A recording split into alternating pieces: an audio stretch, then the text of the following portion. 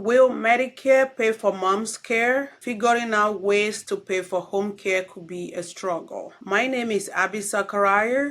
I'm the founder of Cherished Hands Home Health, and today we're going to talking about different ways to pay for home care. The first thing to do is to evaluate your goals. Does that mean your loved one wants to stay at home, or do they want to be a member of a community? The next thing is to figure out if Medicare will pay for the care. So there are different insurances. So for Medicare pays for if somebody just get out of the hospital or get out of a subacute rehab, they're going home. The Medicare will pay for a nurse to come out maybe 2 or 3 times, and they will pay for physical therapy, occupational therapy if it's needed. But Medicare does not pay for custodian care. So if somebody needs a shower twice a week and they just get out of the hospital and it's also about acute care rehab, Medicare will pay for it. But if you're looking for more help in the home with like bathing, dressing, grooming, medication reminders, which are things we need to do to stay independent in the home and prevent going back to the hospital, Medicare does not pay for that. Another way that we can think of paying for care in home care services is something called long-term care insurance.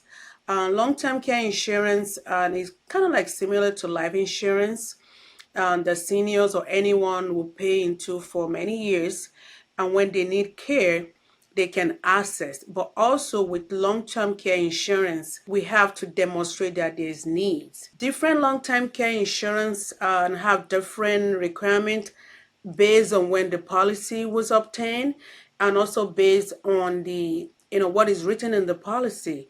Many years ago, they used to sell policies that are unlimited. And in my experience as an in-home care expert, I've seen some of those policies, very few of them, that gives you option till whenever the person is alive. But for long-term care insurance, there have to be needs. Most of them will say you have to demonstrate there is need for at least 3 activities of daily living, which includes like bathing, dressing, grooming, toileting. But we have to demonstrate there is need for hands-on assistance. Another way that we could pay for in-home care is with medical insurances. There are some insurances that will pay for a nursing assistant or a home health aide to come out. Some of them are like that we've worked with that I'm familiar. It's like Cigna. And so as someone who needs in-home care as a senior, you need to check with your insurance and ask if they pay for in-home care services. Then you need to ask them to link you to a provider who is in their network for that particular insurance. Another option is something called Medicaid waiver. It is a state program that has income requirement. So what I've run into so many times is people have Medicaid and they believe they will get in-home care services. You have to have something called Medicaid waiver. So regardless of wherever you live, you need to call your either Department of Aging or Office of Disability and ask them. And if they do offer Medicaid waiver, they can help with application approval. Then they can look for a provider who accepts Medicaid waiver. That is one way to pay. Another way to pay for in-home care services is to look for community resources. Most counties have something called like respite program. For us in Montgomery County, they do have a respite program that help family members and also seniors to get a break from their day-to-day caring for their loved ones. And also, you could look into like nonprofit, maybe your religious organization like your church or your synagogue. Sometimes they do have some support that they could provide to pay for in-home care services. And another way to pay for in-home care services is through the Veterans Administration benefit. So VA do have like two type of benefits to pay for in-home care services. One is called aid and attendance, and these also help surviving spouse or veterans too. But that particular program also have income qualification requirement.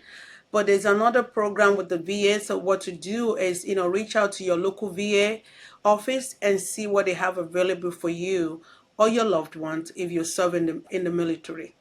And another way to pay for in-home care services will be something called reverse mortgage. So you will need to reach out again to your financial planner and see. So this is a way that people can get some value out of their home equity to pay for their care, but also they continue to live in their home. And also, it could be private pay from personal funds and from savings or from any other personal way of accessing finances to pay for in-home care services. So these are few options that could be beneficial in paying for in-home care services. If you want to learn more about how to pay for care or how to get in-home care, go to cherishedhands.net.